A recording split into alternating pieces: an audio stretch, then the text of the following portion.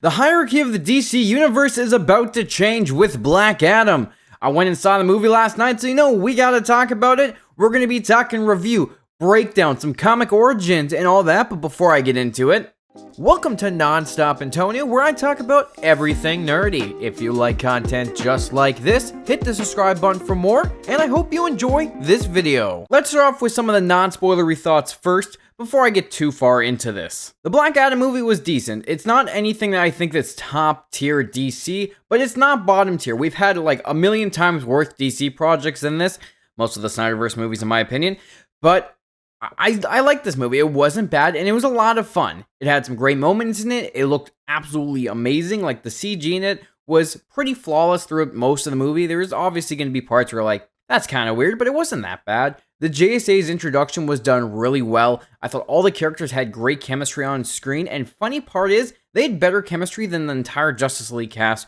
which made no sense, but I think they did a great job. Some of my favorite chemistry on screen was Atom Smasher and Cyclone. I really like them, and I hope to see more of them in the DCEU going forward. There's some pretty cool DC connections in this, also talking about some DC comics and everything, so make sure you watch out for those. Stay tuned for the post-credit scene, because that is something that's going to get us all hyped. I know it's been spoiled already, but before I get into spoilers, be prepared. It's pretty cool. And on top of it all, the slow-mo shots during this looked absolutely amazing. It looked really cool to see Black Adam fight with slow-mo. Cyclone's powers looked really cool, and the way they went with it and the design looked amazing, and I really liked how they shot it. And on top of it all, Dr. Fate stole the show. He was an absolutely fantastic character. But let's go into spoiler territory now, because, well, there's a lot to talk about. Especially when you talk about stuff that they changed from the comics specifically for this movie, and how Black Adam's origin is slightly altered. We're going to be kind of talking this all over the place. Let's start with Black Adam first. So he gets brought back by Adriana as she tries to find the crown of Sabak. And when she goes to find it, she gets attacked by all the intergang goons, and they try to kill her. She summons Black Adam. He comes in, absolutely decimates everyone. Like, goddamn, he brutally kills some of them, like electrifies them so their skin melts off and it's just bones. Like, it's pretty shocking. But then we slowly find out more and more about his backstory as the movie goes forward. We find out that he's not actually the savior. It was his son that was the savior, and his son passed on the power to him, and that's how he got the powers of Shazam. And then he was the one that fought the wizards in the end, killed them all, and only left the Shazam wizard, which makes an appearance in this from the Shazam movie, which I thought was really cool to tie those two together. Which, in the Shazam movie, they did show Black Adam taking his power for revenge and using it instead of being it for justice, which they also say in this movie that he was more about revenge than actually doing justice. And it's different from his comic origins, because in the comics, it was Black Adam that got the powers, it wasn't his son. So I think they just kind of changed it so that it kind of gave his character a little bit more motivation to doubt himself as a hero, and that he's not actually a true hero.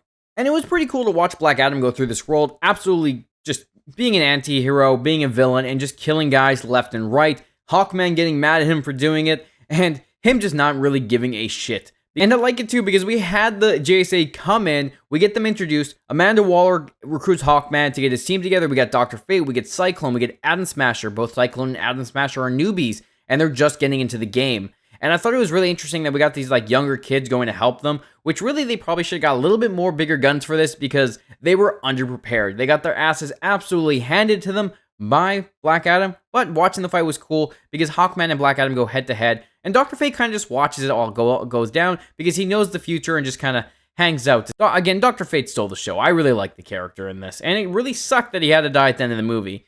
But, Naboo is now going to have to find a new host, and we're going to have to see where that goes in the future of the DCEU. Hawkman's estate is in the same place it is in the comics where him and Hawkgirl work out of. I'm actually surprised they didn't mention Hawkgirl in this, but maybe she's just not around right now. And then on top of it, all his gear is with ninth metal, which is how he gets his powers in the comics and what all his gear is based off of. Atom Smasher got his suit from his uncle Al, and in the comics he has an Uncle Al named Al Pratt, who's the original Atom from the Golden Age comics. Hawkman references that Dr. Fate's helmet comes from a planet, and it does in the comics. It comes from a planet named Celia, it's Cilia. In the comics, Dr. Fate finds Naboo when he's a kid with his dad in an underground pyramid in 1920. And he mentions in this that he's been alive for a very long time, so it would add up. We also got some cool references to the DC universe as a whole. Amon had a bunch of posters for the major Justice League members. We had Superman, Batman, Wonder Woman, Aquaman, The Flash. He even had Wonder Woman, Flash, and Cyborg comics from the Rebirth era of DC Comics, and he had a Shazam figure on his shelf, and I think I saw a Captain Atom one as well. So maybe Captain Atom is part of this universe somewhere. When Black Adam was fighting the JSA, they got absolutely wrecked, but the Cyclone visuals were really cool, watching her use her powers, and Dr. Fate using his magic was absolutely fantastic, which honestly, Dr. Fate is a better sorcerer and did more sorcerer things than Doctor Strange has in the MCU in one movie, which I really hope that we get more Doctor Strange sorcery going forward in the MCU, but Dr. Fate's was just on another level.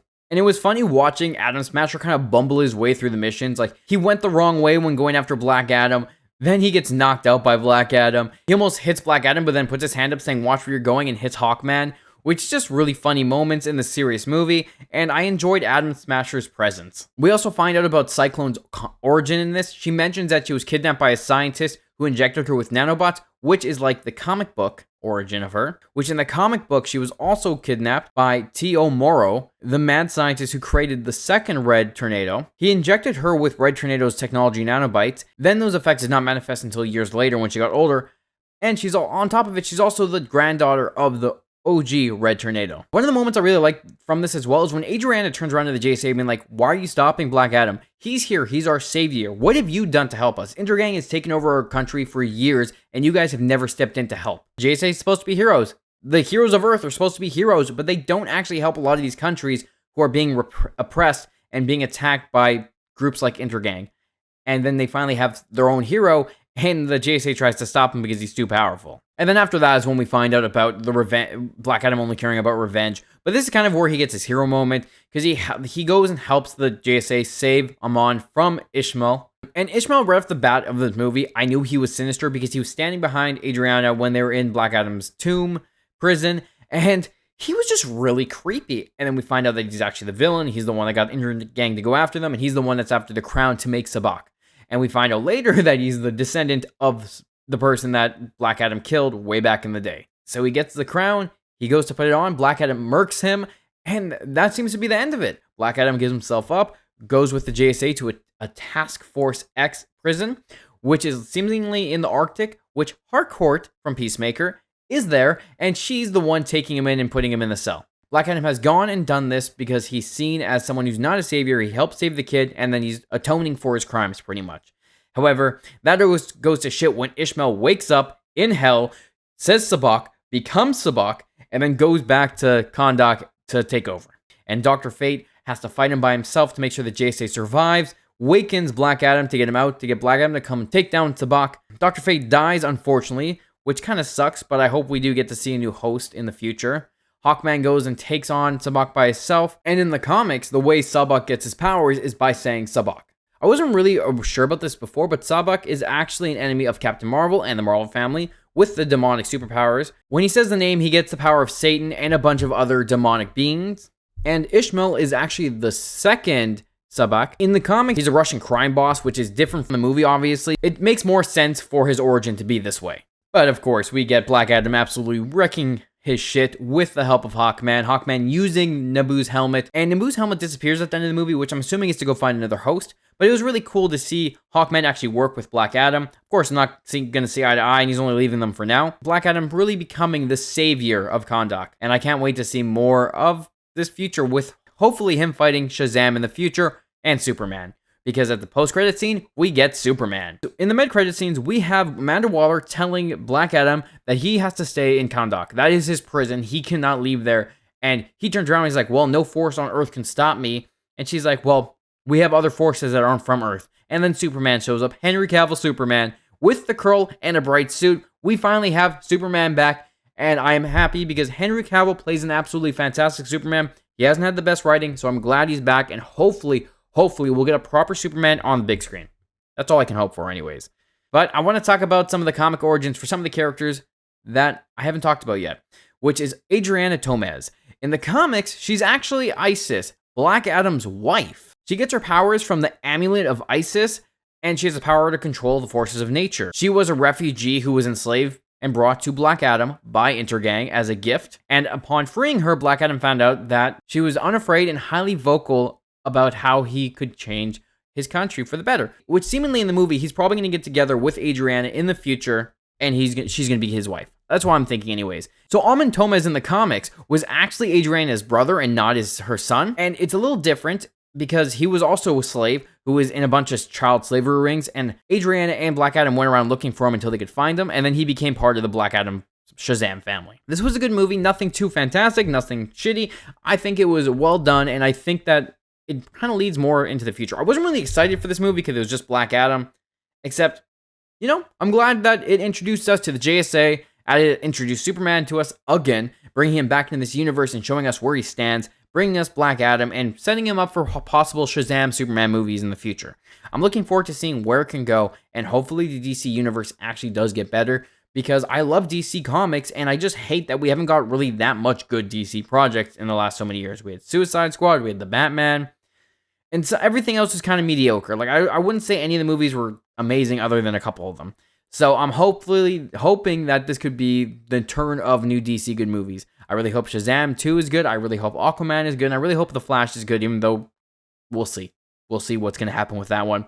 What do you think of Black Adam? Were there any Easter eggs that I might have missed? Let me know down in the comments because I'm really interested. And if you like DC content, hit the subscribe button for more because I'm always talking DC and I cannot wait to see the next movie, TV show, whatever's coming out next. And on top of it all, if you like this, hit the like button. It helps the channel out a lot. And I'll talk to you guys later.